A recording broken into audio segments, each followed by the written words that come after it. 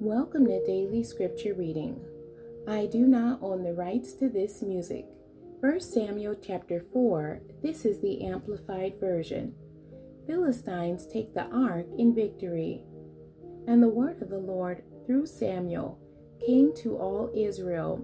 Now Israel went out to meet the Philistines in battle, and they camped beside Ebenezer, while the Philistines camped at Aphek.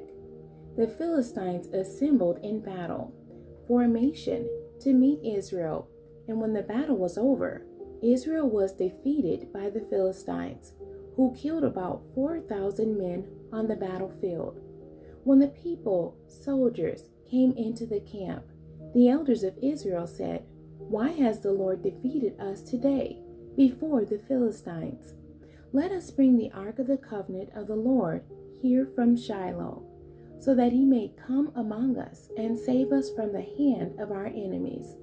So the people sent word to Shiloh, and from there they carried the ark of the covenant of the Lord of hosts, who sits above the cherubim, and the two sons of Eli, Hophni and Phinehas, were with the ark of the covenant of God.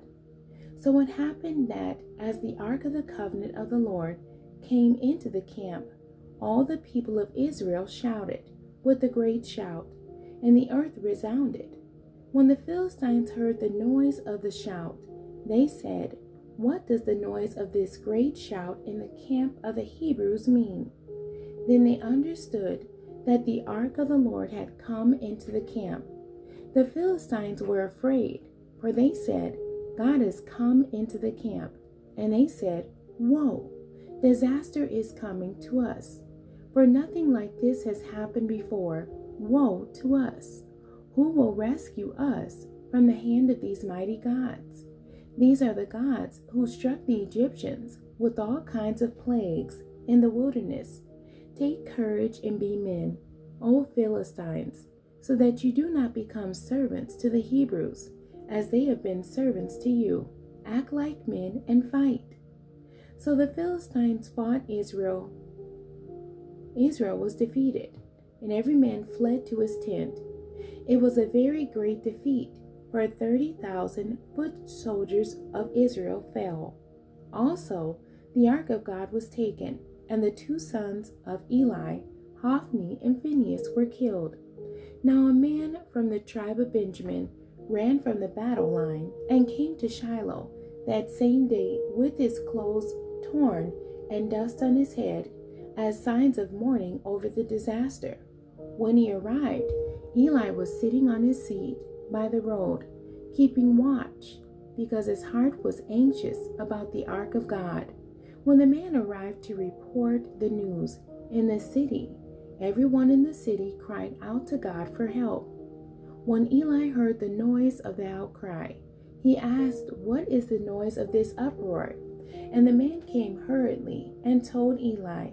Now Eli was 98 years old.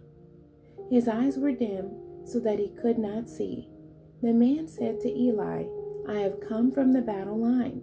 Indeed, I escaped from the battle line today." Eli said, How did things go, my son?" The messenger replied, "Israel has fled before the Philistines, and there has also been a great slaughter among the people. Also, your two sons, Hophni and Phinehas, are dead, and the ark of God has been taken." When he mentioned the ark of God, Eli fell off the seat backwards by the side of the city gate. His neck was broken and he died, for he was old and heavy. He had judged Israel for 40 years. Now his daughter-in-law, Phinehas, his wife, was pregnant and was about to give birth. So when she heard the news that the ark of God had been taken, and that her father-in-law and her husband had died, she kneeled down and gave birth, because her labor pains began.